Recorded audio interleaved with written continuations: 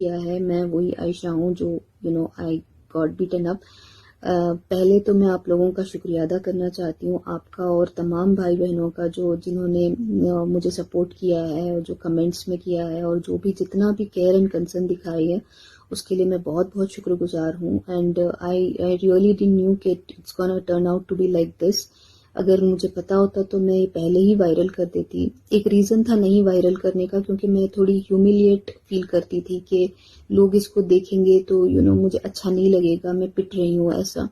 तो अभी जो भी ये हुआ है अपने आप हुआ है, एंड आई एम ग्लैड कि कोई फरिश्ते ही होंगे जिन्होंने ये किया है।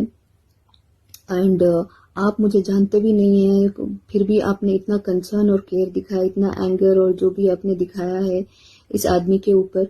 Late me tell you, this man is a psychopath and he is an arrogant person. And इसका मनी पावर दिखाता है ये, और बहुत एरोगेंस से बात करता है। और not only that, he has cunning mind.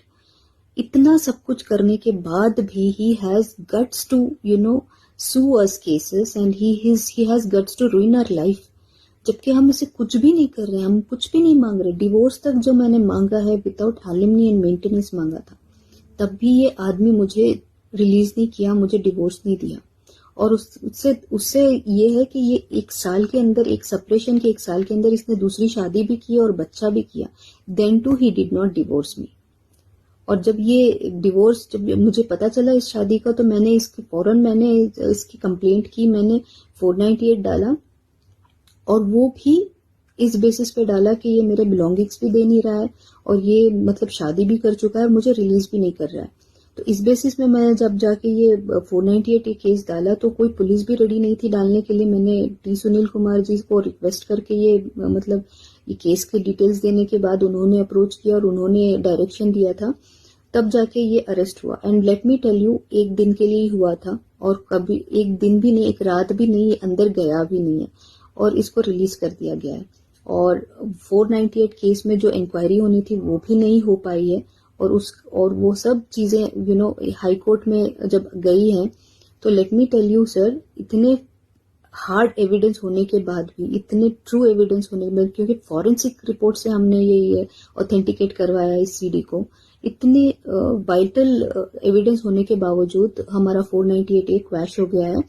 और इतना ही नहीं, इसने हमारे ऊपर 3 केसेस और डाले हैं, जो डिफेमेशन केस और एक थेफ्ट केस जो इसने डाला है। तो डिफेमेशन एक क्रिमिनल केस, क्रिमिनल डिफेमेशन, एक सिविल डिफेमेशन इसने डाला है।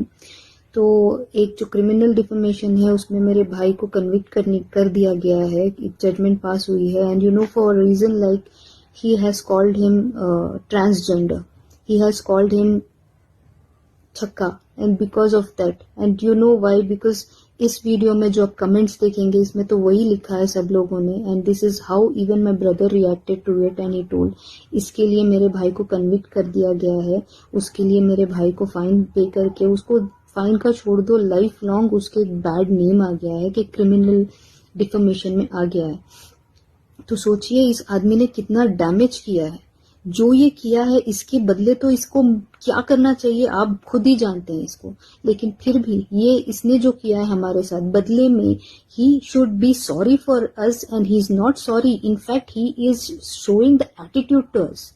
इतना ही नहीं, ये एक और डिफेमेशन सेम सूट फाइल किया है इसने, पीसीआर, पूरे सारे पीसीआर इसने फाइल किए हैं। एक और डिफेमेशन सिविल सूट इसने फाइल किया है और उस सिविल सूट में इसने 50 लाख कंपनसेशन मांगा है। अब ये क्या है, ये जहालत नहीं है, ये जो क्या बोल रहा है, मतलब क्या चाहता है ये 50 लाख। और अब चाहते हैं कि मैं मार खाऊं और 50 लाख भी दूं इसको। मतलब ये कहाँ की इंसाफ है मुझे नहीं पता, और ये क्या प्रूफ करना चाह रहा है मुझे नहीं पता।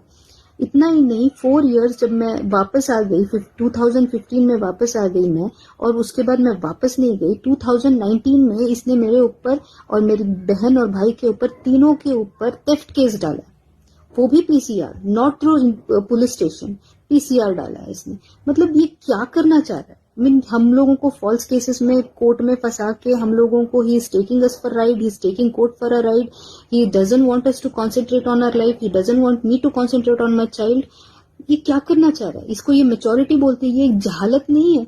और इस जहालत को हम कैसे इग्नोर कर सकते हैं?